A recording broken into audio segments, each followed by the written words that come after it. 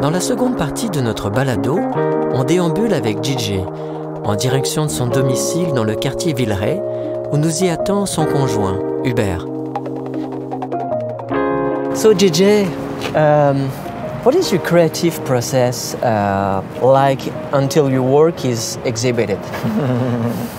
Well, I think it's different for each photograph, but in general, I think that as I move through the world and move through spaces that, are occupied by my friends or my family, I think I'm always kind of taking in what's happening around me and the kind of domestic environments. And I'm a person who really pays attention to detail. So I think even though I'm not necessarily, always thinking about my art, it's always kind of I'm always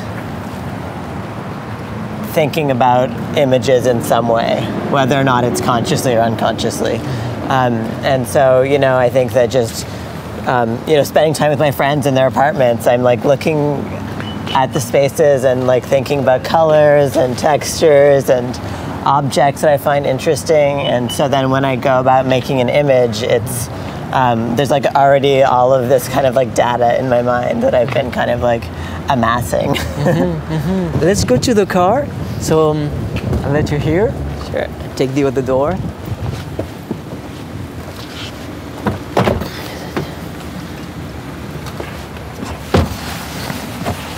On va chez toi.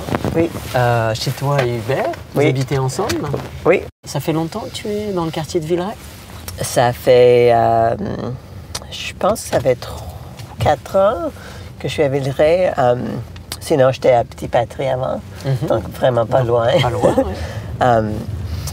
Mais ça fait depuis le début de 2020 que moi et Hubert habitent ensemble dans notre appartement. On a déménagé ensemble comme 3 semaines avant la pandémie. Ah oui! Donc ça, c'est vraiment un statement. C'est ça. Donc, mais j'étais sur la même rue, juste un petit peu plus bas. Puis j'ai perdu mon appartement par cause de rénoviction, comme tout le monde. La rénoviction est un phénomène vécu de plus en plus fréquemment par les locataires montréalais. Les propriétaires d'immeubles évincent leurs occupants sous prétexte de rénovation et augmentent les prix des baux, fragilisant ainsi l'accès à des logements abordables. On était ensemble juste pour 1 an quand ça arrivait. Puis on s'est commencé de parler de peut-être déménager ensemble parce que c'était comme impossible de trouver un appartement comme moi-même avec mon enfant et rester dans le même coin. Puis j'étais vraiment investie dans ma communauté puis toutes mes amis proches, entourés dans cette période. Donc c'était vraiment comme stressant, l'idée de trouver un autre appartement dans le même coin, proche de mes amis. Puis finalement, on a décidé de déménager ensemble et c'était comme un peu une solution practical, mais finalement, c'était vraiment comme merveilleux de vivre ensemble avec Hubert. Puis on a profité du 3 mois de lockdown pour comme rénover l'appartement qu'on a loué. Alors, on a vraiment mis beaucoup d'amour dans l'espace qu'on a trouvé. Puis, c'est ça, It's a guess. Because during a pandemic, you never know how you're going to feel and you experiment because there is a non-natural proximity. C'est ça, de passer comme 24 heures sur 7 avec la même personne. Puis non, c'est sûr que c'était pas prévu quand on a décidé de déménager ensemble. C'était pas prévu qu'on va passer comme 3 mois ensemble, comme sans rien d'autre à faire. Puis mais c'est vraiment bien passé finalement. Donc c'est vraiment une belle histoire. Là. Ouais, donc on a profité des moments ensemble dans notre nouvel appartement. Puis non, ça nous vraiment rapproché. Ouais. Alors moi, je vais te parler un peu plus de ta évidemment de tes liens avec la communauté LGBTQIA+. Et donc, c'est vraiment un sujet inhérent à ta pratique, à tes réflexions, à ce que tu es. Comment te perçois-tu dans la communauté LGBTQIA+? Parce que une communauté, évidemment, par définition, c'est souvent assez complexe. C'est très diversifié. C'est pas un type d'individu. You could answer in English if you want. Mais vous avez raison qu'il y a comme plusieurs façons d'être comme queer, d'être impliqué dans la communauté LGBTQ. Mais pour moi, c'était comme quand j'utilise le mot communauté, je veux dire vraiment mes amis. Et je pense que pour moi, c'est vraiment important le distinction entre comme une communauté élargie et comme ma communauté d'amis proches. Donc pour moi, c'est comme je suis extrêmement impliquée dans ma communauté d'amis. Puis un exemple, c'est que j'ai habité ensemble avec mes deux meilleurs amis dans un appartement pour plus que 10 ans. On a déménagé ensemble plusieurs fois, puis c'était comme c'est ma famille. Donc, j'utilise le mot famille beaucoup pour parler des liens qui sont pas nécessairement biologiques, pas nécessairement comme dans un contexte de famille nucléaire, mais plus comme une famille choisie ou une famille élargie des amis. Puis l'idée qu'on pourrait vraiment comme rely on each other, puis qu'on est là pour one another. Donc c'était vraiment comme, pour moi c'est comme, c'est possible que c'est l'identité qui nous comme connecte au début, mais c'était pas nécessairement comme la chose qui est le plus importante dans notre vie quotidienne.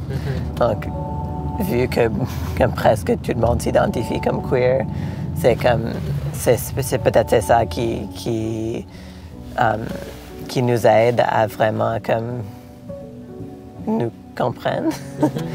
Mais c'est comme des choses comme juste comme day-to-day experiences qu'on passe ensemble qui fait notre lien, notre relation. Là, tu parles de famille reconstituée. Oui. Si tu as choisi ta famille, qu'en est-il avec ta famille biologique? Est-ce que tu as toujours des rapports avec eux? Oui, quelles absolument. sont tes relations? Mes frères et sœurs sont aussi ma famille et aussi comme impliqués dans ma famille choisie. Alors, je me sens extrêmement chanceux que j'ai des siblings qui s'identifient comme queer aussi. Et moi, je suis le plus jeune. Puis pour moi, c'était vraiment comme beaucoup plus facile, je pense. Comme j'ai même pas fait un coming out. C'était juste comme beaucoup plus facile pour moi parce que je suis plus jeune. Puis ça a déjà arrivé avec mes frères et sœurs avant que moi. Donc, ouais, mais ce que moi, je trouve vraiment cool, c'est qu'on a les mêmes amis. Ah ouais, ça aide.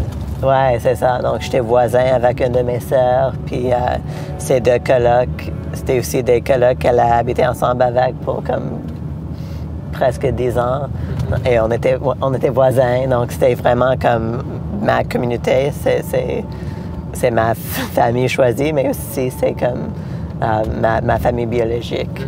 Puis donc tu as réussi, et ce qui est pas toujours le cas d'ailleurs, que ce soit qu'on soit queer, qu'on soit hétéro, de pouvoir avoir des liens avec sa famille biologique, mais on parle beaucoup justement des difficultés de rapports familiaux quand il est question notamment de changement de genre, parce que il peut aussi avoir un clash générationnel ou simplement une mécompréhension qui amène ensuite à une distance. Et toi, le fait que tu étais le petit dernier, c'est sûr que ça aide beaucoup et c'est beau d'ailleurs à entendre.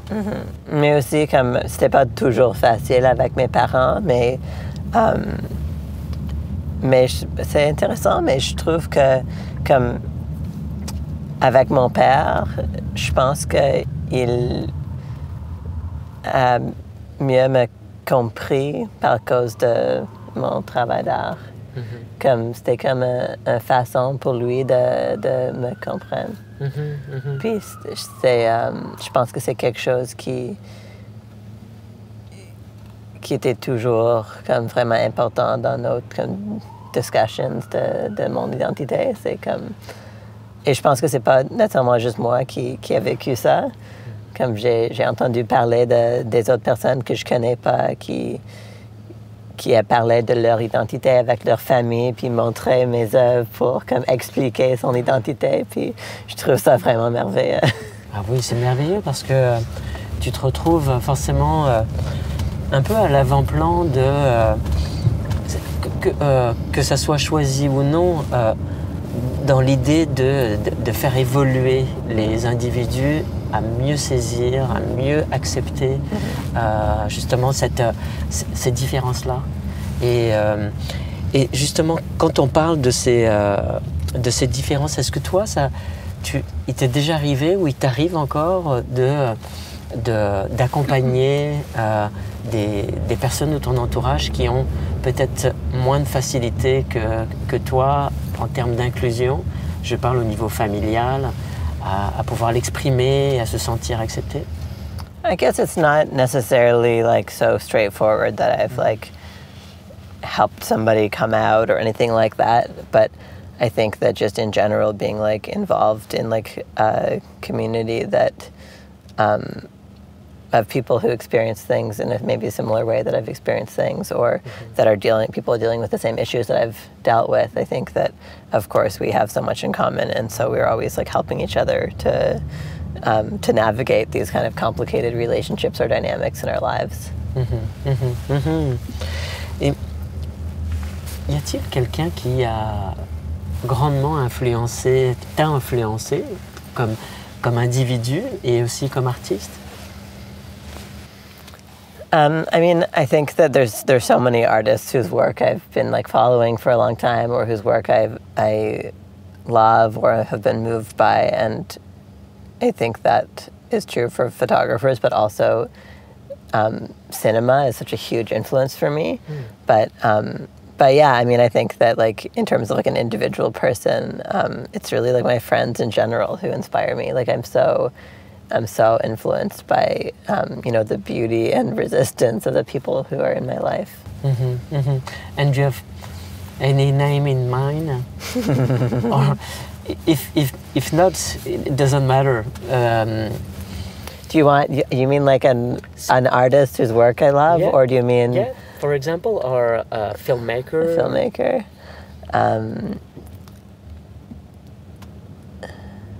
Yeah, I mean, I think that I can, okay. I mean, this is a question that I should be able to answer easily. I get asked so often. And yet I don't have like a good answer.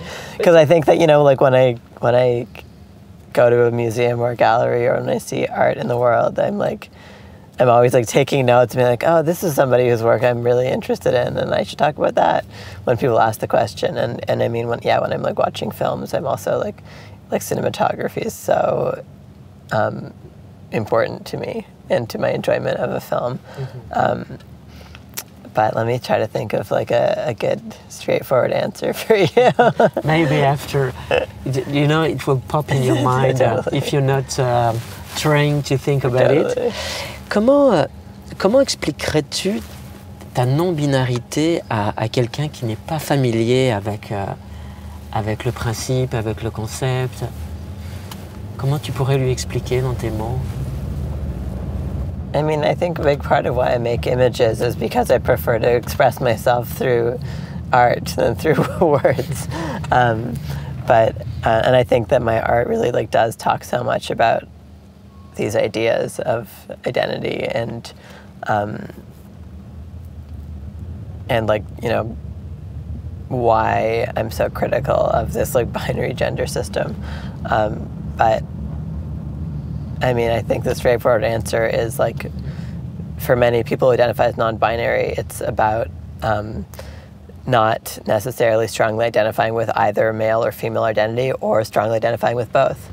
And you know, that idea that gender is a spectrum, and that you know, everybody falls at a different place on that spectrum.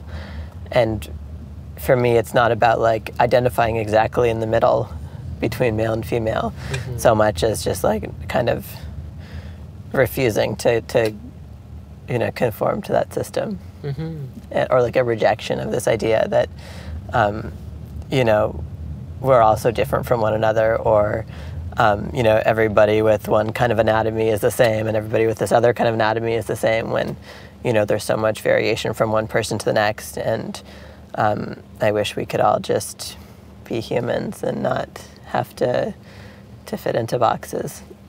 Yeah. I really understand. Comment était ton cheminement personnel vers ton identité de genre? Comment ça s'est passé au fil de... Est-ce que tu l'as toujours su? You know, I really reject this like kind of narrative that we see everywhere, that like there is like a before and an after, or that you know, trans people like used to be this and are now this other thing. And for me, you know, I think my identity has just shifted so much over the course of my life, and it's been a gradual shift, and it's not necessarily stable now, nor has it ever been. And it's you know, this kind of like, as we grow and change in all these different ways in our lives, I think that our gender can also follow that. And for me, you know, the way I move through the world is not the same as it was when I was a child, or when I was a teenager, or when I was, you know, a young adult. But I think that like the way I want to be read has changed, and I don't think there is like a particular moment where that shifted. I think it really has been like very gradual. And you know, as I said before, I never had like some kind of moment of coming out, and I think that's really connected to this idea that I have always been the same person, you know, and that person that I am is the same person that I was before. And maybe the pronouns I use are different now, and maybe I look different now, but that's also something that happened very gradually. And I really like, I feel very fortunate to have had like the freedom to explore my own identity, you know, being surrounded by friends and siblings in a community that really like supported me.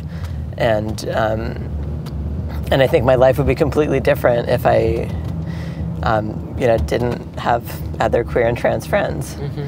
And I feel so like fortunate and so privileged to be around like amazing people who whose identities have also like shifted in harmony with mine. Est-ce que ton enfance a influencé la personne que tu es devenue aujourd'hui? Of course. I mean, I think that's true for everybody. I think everybody's childhood has a huge impact on them. But like, did my childhood have some huge impact on my gender? I don't know. I mean, not any more than anybody else's. But I think that, I mean, I come from like a pretty like creative family. My mother was a filmmaker and an editor, a film editor, and a very creative person. And she died when I was a child, and I think that like that had such a huge impact on who I am today, and the way I have relationships with people. She was somebody who had so many friends and who was always surrounded by these people who like really like connected with her. And so I think that has like completely shifted or like completely shaped the way that I like have friendships and relationships in my life. And of course, it massively contributed to my like very close relationship with my siblings, like having experienced that all together, like the loss of our mother. But but yeah, I think that's definitely in some ways, like the thing that's like shifted or like, shaped who I am. Tu exposes maintenant depuis quand même un certain nombre d'années. Depuis 2011, tu es très active dans le métier. Est-ce que, au fil de ces années, est-ce qu'il y a une critique qui t'a vraiment marqué et que tu as encore en tête ça peut être autant une critique qui peut être élogieuse qu'une critique qui peut être un peu plus difficile à prendre? Mais comme tout le monde, je pense que des comme feedback négatifs, ça comme a plus d'effet que des critiques positives. C'est dommage que c'est comme ça. Mais non, je pense que comme la façon que je travaille ou mon carrière, mon pratique d'art, c'est pas pour tout le monde. Mais je pense que je suis vraiment chanceux que la plupart des critiques que je reçois sont comme positives. Puis des gens qui n'aiment pas ce que je fais me disent pas. Et je pense que c'est pas comme ça pour tout le monde. Mais non, mais je pense que c'est comme... J'ai différentes sortes de projets. Puis j'ai entendu déjà des critiques qui sont comme « Ah, mais j'adore ce projet, mais l'autre projet, j'aime pas. » Donc, c'est pas, mais c'est comme... Alors, tout le monde a comme une préférence. Comme, oh, je trouve que ce projet-là, c'est trop comme obvious, puis l'autre projet, c'est plus intéressant. Puis c'est comme l'exact envers que ce que la dernière personne a dit. Oui, il y a tout autant de critiques que d'individus. C'est ça. Oui. Puis pour moi, c'est comme si moi, j'aime ce que je fais, ou si je suis comme fière avec les résultats, c'est comme c'est ça qui est important. Ou si les personnes que je photographe sont contents avec leur image, c'est ça qui est important pour moi. Donc si jamais quelqu'un n'est pas à l'aise avec une image que j'ai faite, ça c'est comme des critiques les plus importantes pour moi. Puis j'aimerais toujours comme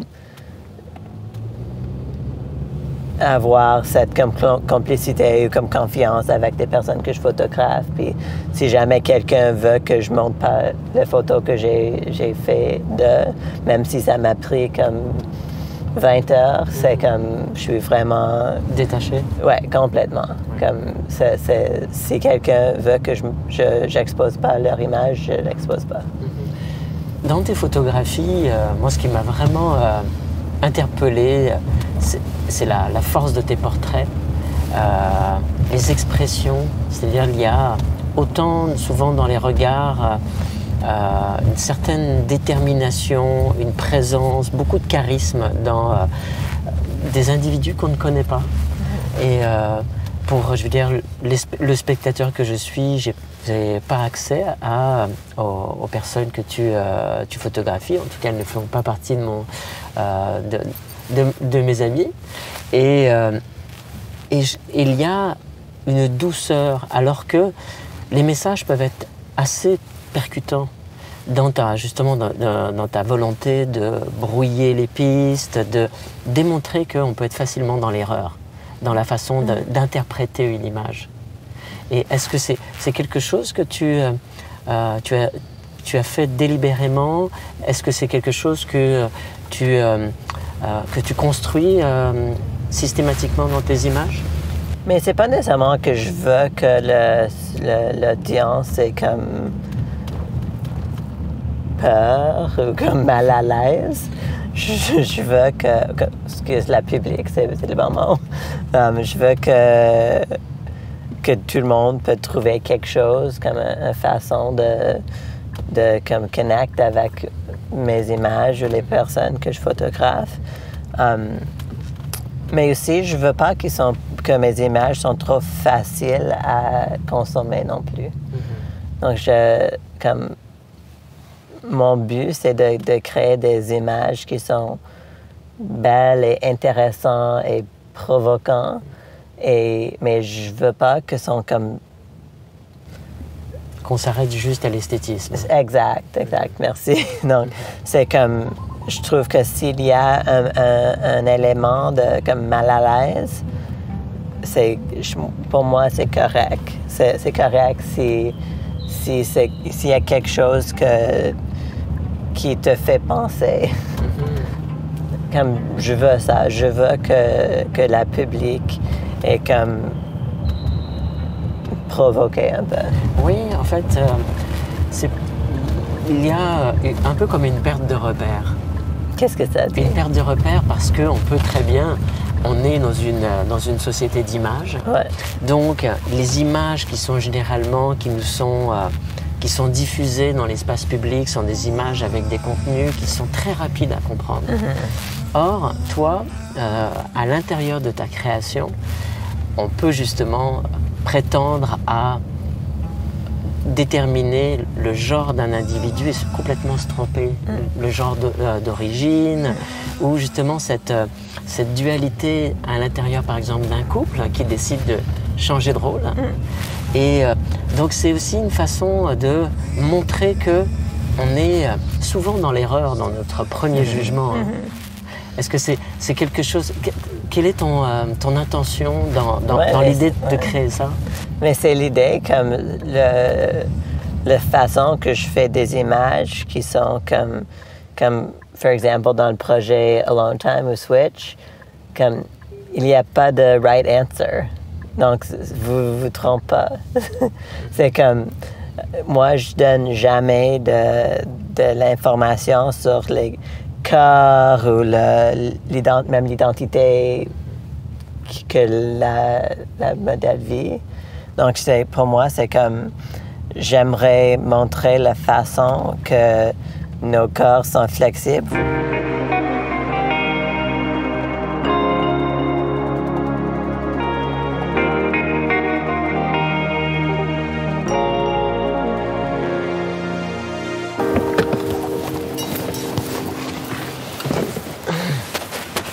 Oh, mon sac. C'est quoi? C'est un 4plex? 5. Un 5plex? Ouais. J'adore ces immeubles. Ouais, moi aussi. Quand je suis arrivé à Montréal, c'est vraiment la première chose que j'ai aimé, les escaliers extérieurs, les vieilles portes en bois. Ouais. Bienvenue chez moi. Ouais, merci. Oh, je vais mettre ça ici. Salut, Hubert. Salut, Hubert. Salut, Hubert. Enchanté. Ça fait plaisir. Et merci de nous recevoir chez vous, là. On se sent quand même un peu intrus. On est bien. C'est très chaleureux. Hein. Ah, c'est gentil. Ouais, c'est très boisé. C'est boisé et puis c'est le contraste du bois, des plantes. Salut, Sandra. Alors Sandra, Étienne. Bonjour Étienne, Sandra. Est-ce que je peux prendre vos manteaux? De manteau, oui. Comme vous voulez. Et votre compagnon à poil, votre chat, comment il s'appelle? Ici on a Balthazar, le noir ici c'est Luna. Derrière toi. Ah, ils sont magnifiques. Hein. Alors on est installé dans votre magnifique salon, couleur pastel, avec des fauteuils un peu rococo. D'ailleurs, vos chats sont splendides. Juste après, d'ailleurs, j'aurais terminé l'entrevue. Je vais en profiter pour goûter ce délicieux thé qui m'attend. Mais avant ça, je voulais te faire parler un petit peu de ta série qui s'intitule Queer Portraits. C'est une série que tu as précédemment connotée comme étant un projet de vie. Comment t'es venue tout d'abord l'inspiration de cette série? Cette série a commencé en 2006. J'ai commencé de prendre des photos de mes amis dans leur espace. Mais ce sont des portraits qui sont vraiment stagés. Donc, peut-être ça va donner l'effet naturel, mais ils sont vraiment construits. Donc, j'ai commencé le projet parce que j'avais l'idée de faire des portraits des personnes que j'aime. Puis, ça a comme évolué depuis le début. Puis, je pense que la façon que je travaille, ça a changé un peu. Mais l'esthétique a vraiment comme resté un peu consistent depuis le début.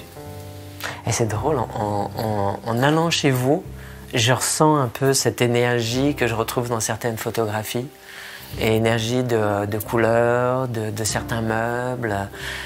Est-ce que, même si c'est préfabriqué, ça reste quand même pour toi une référence de goût, ou dans la façon de préfabriquer l'espace, c'était une façon de essayer de retranscrire ou de le connoter dans un message particulier? Mais pour moi, de faire cet effort à chaque fois que je prends une photo, c'est comme mon façon de montrer comme un genre de care, je sais pas, peut-être tu peux m'aider avec les mots. Comme c'est mon façon de vraiment comme je fais attention aux détails parce que c'est comme ces personnes sont vraiment importantes pour moi. Donc de prendre soin de la façon que je fais une image, aussi de prendre soin des personnes dans l'image. C'est comme tout comme connected. D'ailleurs, juste à côté de toi, il y a Hubert. Bonjour. Bien installé à côté de ton chat. Hubert, donc vous vivez ensemble depuis un petit peu avant d'ailleurs la pandémie. Et donc vivre ensemble et aussi collaborer, parce que tu me disais, DJ, que Hubert s'impliquer aussi à travers tes projets. Comment tu arrives à gérer, déjà Hubert, comment tu arrives à gérer les deux, parce que c'est quand même des univers qui se croisent, qui peuvent s'arrimer, mais c'est pas toujours évident. L'idée du projet d'artiste et de l'autre côté de la vie à deux. C'est vrai que ça pourrait ne pas être évident pour certains, mais JJ et moi, on partage des valeurs communes, des intérêts communs, même une esthétique commune. J'ai également fait mes études en art et en photographie surtout, donc on se connaît sur la méthode. Donc, lorsqu'on collabore pour des projets, bon, les premières fois qu'on a collaboré, c'était comme modèle, parce que comme disait JJ, sa série Queer Portrait, c'est surtout des amis, c'est sa famille choisie, c'est les personnes qu'il croise tous les jours. Alors, j'ai commencé comme modèle, puis à force de voir sa pratique, où il a même utilisé mon appartement comme studio à quelques moments, j'ai vu sa méthode, puis là, depuis, j'ai pu m'y habituer, puis m'impliquer davantage dans ses projets. Donc, ça peut être pour préparer les décors, les éclairages, les caméras et tout. Sinon, à force de se connaître aussi, il a vu mes intérêts pour la musique, puis pour la vidéo. Donc, c'est pour ça qu'il m'a utilisé pour un de ses projets, Grand Cœur d'enfant, qu'il appelle. Donc, là, j'ai pu jouer la musique, faire un peu de chant pour, comment dire, animer un peu une vidéo qu'il avait fait avec une ancienne caméra qui appartenait à sa mère. Et tu me disais d'ailleurs en arrivant que tu enseignes les arts au secondaire. Exactement. Et donc c'est sûr que tu as naturellement une prédisposition à comprendre les univers des artistes, les sensibilités. Là, est-ce que c'est compliqué d'avoir deux rôles dans une relation, celui d'amoureux et de collaborateur? Tu me disais que c'était pas le cas, mais est-ce que ça vous fait évoluer différemment ensemble?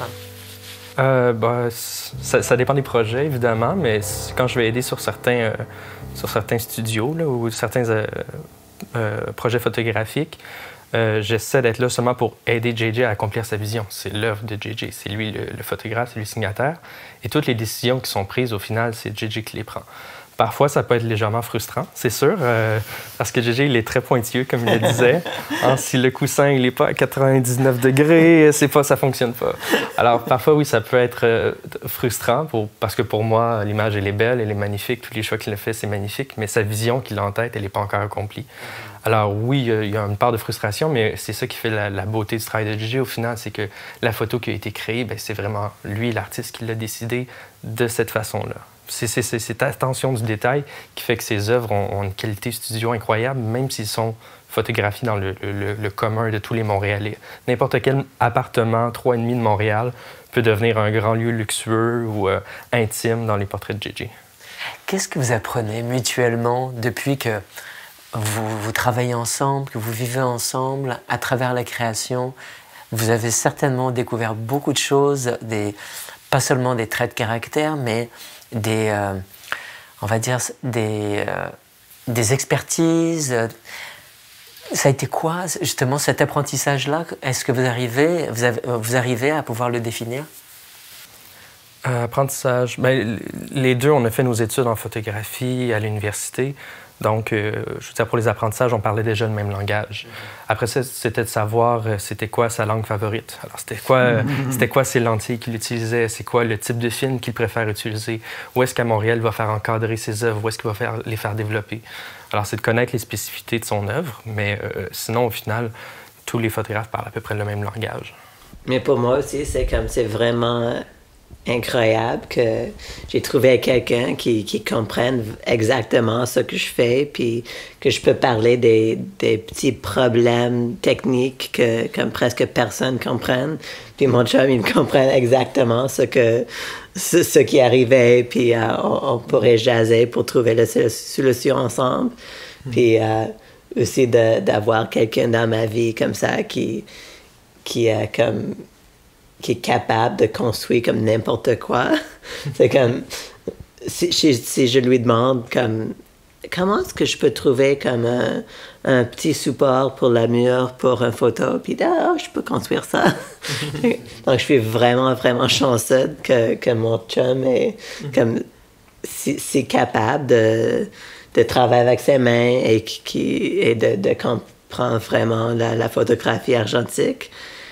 Il même prêtait des appareils photo de temps en temps, puis c'est vraiment comme, je me sens extrêmement chanceux pour plusieurs raisons, mais aussi pour ça. Ouais, depuis qu'on se fréquente dans une photographie de JJ, maintenant, quand je regarde toute son œuvre, je reconnais de plus en plus, ah, ça, c'est ma caméra qui est utilisée ici, ou ah, ça, c'est mon appartement, ah, ça, c'est mon T-shirt, ça, c'est ma robe, ça, c'est... Et là, je vois que, dans le fond, nos vies se sont se sont fusionnées, puis que ce qui m'appartenait t'appartient, puis c'est partagé. Mais c'est vrai que quand je suis arrivé chez Hubert pour un shooting, à son appartement avant qu'on a déménagé ensemble, l'idée, c'est de l'utiliser le studio, parce qu'il y avait comme un studio de photo comme plus classique dans son appartement. Puis finalement, c'était comme presque la moitié des vêtements que la modèle porte, c'est ses vêtements à Hubert. Ouais. C'était vraiment comme... Moi, j'ai amené des robes et des vêtements, puis finalement, il y avait des choses qui sont comme beaucoup mieux. Puis j'ai amené comme mon bac de maquillage comme dégueulasse et vieux. Puis Hubert, il y avait comme une collection de maquillage comme beaucoup plus neuf puis meilleur que le mien. Donc c'est vraiment pratique. Ben oui, parce qu'on partage nos intérêts pour la photo, la création, mais aussi la drague puis le monde queer également. Vous voyez, je vous vois là, je vous trouve vraiment très beau. Qu'est-ce que tu affectionnes le plus pour Hubert? C'est quoi ses traits de caractère? Mais c'est difficile parce qu'il y a trop de choses. Il est extrêmement généreux et extrêmement intéressant, intelligent. Puis c'est quelqu'un comme vraiment que je peux comme rely on. Puis compter. Ouais. Ouais. Et toi de ton côté, Hubert, quel est l'impact des projets de JJ, autant d'ailleurs dans les communautés queer que à travers, je dirais, les autres univers, les différents individus qui nous côtoient et qui ont contact avec le travail de JJ? Les individus qu'on côtoie, je dirais, les projets de JJ, c'est notre famille, c'est nos amis, c'est les gens qu'on croise tous les jours, avec qui on prend le café, avec qui on grandit, avec qui on parle de nos enfants jouent ensemble, grandissent ensemble, partagent la même école. Comment ça influence, je dirais l'important, c'est la visibilité avec le travail de JJ. La visibilité de la communauté queer, surtout. On voit qu'il y a des progrès qui ont été faits là, depuis le début du 21e siècle. Il y a de plus en plus de séries, de documentaires, justement, qui osent se présenter comme étant un portrait de la communauté queer. Mais est-ce que ce l'est vraiment? Le village gay à Montréal, est-ce que c'est vraiment le portrait qu'on devrait se faire de la communauté queer? Parce que pour la majorité, queer, c'est d'être un homme gay, blanc, puis ça se résume à ça. Alors que la communauté queer est un portrait beaucoup plus coloré, beaucoup plus large. que ce soit autant au niveau de la sexualité que du genre. Puis avec le travail de JJ, mais ça le démontre bien, ça le met de l'avant avec beaucoup de respect, avec beaucoup d'humilité. Ça, c'est justement une des plus grandes qualités de JJ, c'est son empathie, sa connexion avec l'autre, qui fait qu'elle mène justement la personnalité de quelqu'un à travers sa lentille, mais avec beaucoup de respect, beaucoup de franchise. Et c'est ça qui est merveilleux à voir dans son travail. Il n'y a pas de feu d'artifice comme dans des séries comme, je sais pas, Young Royals ou Heartstopper, où c'est toujours des beaux jeunes gars gays, blancs, et voilà, ça se résume à ça, la communauté queer. Non, la communauté queer a toutes les couleurs, elle a tous les défauts et toutes les beautés. Mm-hmm. Tu dois nous quitter, JJ. Ouais, il faut que je quitte.